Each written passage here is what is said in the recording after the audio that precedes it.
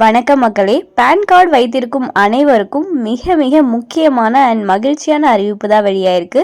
So இதை பற்றின முழு விவரங்களையும் தெரிஞ்சுக்க வீடியோ கொஞ்சம் கூட ஸ்கிப் பண்ணாமல் கடைசி வரைக்கும் முழுமையாக பாருங்கள்.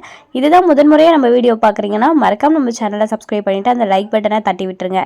வாங்க வீடியோக்குள்ளே போகலாம். பேன் 2.0 திட்டத்தின் கீழ் பேன் என்று அழைக்கப்படும் நிரந்தர கணக்கு எண் அடங்கிய புது கார்டை வாங்குவதற்கு ஒட்டுமொத்த பேங்க் கஸ்டமர்களும் மும்முரம் காட்டி வருகின்றனர். ஆனால் குழந்தைகளுக்கான பேன் கார்டு, அதாவது மைனஸ் பேன் கார்டு பற்றி இங்கு பலருக்கு தெரியவில்லை. இது எதற்காக வாங்க வேண்டி இருக்கிறது, எந்தெந்த குழந்தைகளுக்கு கட்டாயம் வாங்க வேண்டும், அனைத்து குழந்தைகளுக்கும் வாங்க வேண்டுமா உள்ளிட்ட விவரங்களை இப்போது தெரிந்து கொள்ளுங்கள். பேன் கார்டு வாங்குவதற்கு வயது வரம்பு நிர்ணயிக்கப்படவில்லை. ஏனென்றால் நாமினி மற்றும் லீகல் பரிவர்த்தனைகளுக்கு உட்பட்ட குழந்தைகளுக்கு இந்த பேன் கார்டு அவசியமாக இருக்கிறது. அதாவது வங்கி சேமிப்புகள், பங்குச்சந்தை, மியூச்சுவல் ஃபண்ட் போன்ற நிதி சார்ந்த நடவடிக்கைகளின் போது உங்களது குழந்தையை நாமினியாக சேர்க்க விரும்பினால் மைனர் பேன் கார்டு கட்டாயமாகும். அதே போல பெற்றோர்கள் அவர்களது குழந்தைகளின் பெயரில் நேரடியாக முதலீடு செய்ய திட்டமிட்டாலும் அவர்களும் மைனர் பேன் கார்டு வாங்குவது கட்டாயமாகும். ஆகவே உங்களது குழந்தைக்கு 18 வயது ஆகும் முன்பு அவர்களை நாமினியாகவோ அல்லது நேரடி முதலீட்டுக்கு உட்படுத்த இருந்தாலோ நீங்கள் முன்கூட்டியே மைனர் பேன் கார்டு வாங்கி வைத்துக் கொள்ளுங்கள்.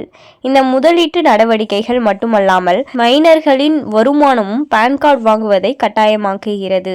அதாவது 18 வயதுக்கு முன்னதாகவே விளையாட்டு, நடிப்பு போன்றவற்றின் மூலம் சொந்தமாக வருமானம் பெறும் குழந்தைகளுக்கும் மைனர் பேன் கார்டு கட்டாயமாகும்.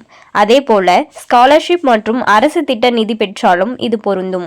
இது போன்ற நிதி சார்ந்த நடவடிக்கைகளில் உங்களது குழந்தைகள் இருக்கும் பட்சத்தில் இப்போதே புது பேன் கார்டை வாங்கி வைத்துக் கொள்வது நல்லது. இது அவர்களது எதிர்கால நடவடிக்கைகளுக்கும் பாதுகாப்பான பரிவர்த்தனைகளுக்கும் முக்கியமாகும். இப்போது மைனர்களுக்கான பேன் கார்டை ஆன்லைனில் அப்ளை செய்து பெறுவது எப்படி என்பதை தெரிந்து கொள்வோம். நீங்கள் வழக்கமான பேன் கார்டு அப்ளை செய்ய பயன்படுத்தும் NSDL வெப்சைட்டுக்கு சென்று கொள்ளுங்கள். புது பேன் இந்திய குடிமகன் டேப் கிளிக் செய்து கொள்ளுங்கள். இப்போது கீழே தள்ளினால் தனிநபர், அதாவது இண்டிவிஜுவல் டேப் தோன்றும். இதை கிளிக் செய்து கொள்ளுங்கள். இந்த ஸ்டெப்பில் உங்களது குழந்தைகளின் விவரங்களை கொடுக்க வேண்டும். ஆகவே எந்த தவறும் இல்லாதபடி பிறந்த தேதி, மொபைல் நம்பர் மற்றும் இமெயில் ஐடியை உள்ளிட்ட விவரங்களை கொடுத்து விடுங்கள். மொபைல் நம்பர் மற்றும் இமெயில் பெற்றோர்களுடையதாகவும் இருக்கலாம். இதற்கு பிறகு உங்களது குழந்தையின் மாநிலம், மாவட்டம், இருப்பிடம், முகவரி போன்ற விவரங்களை கொடுக்க வேண்டியிருக்கும். இப்போது கொடுக்கப்பட்ட விவரங்களுக்கான ஆவணங்களை அப்லோட் செய்ய வேண்டிய ஸ்டெப். ஆகவே நீங்கள் கொடுத்த விவரங்கள் அடங்கிய ஆவணங்களை ஸ்கேன் செய்து அப்லோட் செய்து கொள்ளுங்கள். அதே போல உங்களது குழந்தையின் புகைப்படம் அப்லோட் செய்ய வேண்டும். மேலும் பாதுகாவலர் மற்றும் பெற்றோரின் கையொப்பமும் சமர்ப்பிக்கப்பட வேண்டும். இதற்கு அடுத்து நீங்கள் கட்டணம் செலுத்த வேண்டியிருக்கும். இதை செய்து முடித்த பிறகு உங்களது குழந்தைக்கான பேன் கார்டு அப்ளிகேஷன் பதிவு செய்யப்பட்டு உங்களுக்கு SMS மற்றும் இமெயில் மூலம் தெரிவிக்கப்படும். அதன் பிறகு நீங்கள் புது பேன் கார்டை டவுன்லோட் செய்து பயன்படுத்தலாம். ஆகவே அனைத்து குழந்தைகளுக்கும் வாங்க வேண்டியதில்லை, ஆனால் பொருந்தக்கூடியது. நிதி சார்ந்த நடவடிக்கை இல்லாத போதும் நீங்கள் வாங்கி கொள்ள முடியும். ஸோ பார்த்தீங்கன்னா இந்த காலத்தில் 18 வயசுக்கு கீழே இருக்க குழந்தைகளும் பார்த்தீங்கன்னா ஒரு தொழில் சார்ந்த விஷயத்தில் ஈடுபடுறாங்க. அதுவும் இல்லாமல் நல்லா சம்பாதிக்கவும் ஆரம்பிச்சிட்டாங்க. ஸோ அவங்களுக்கு பார்த்தீங்கன்னா பேன் கார்டு வாங்குறது அவசியம் அப்படின்ற மாதிரி சொல்லியிருக்காங்க.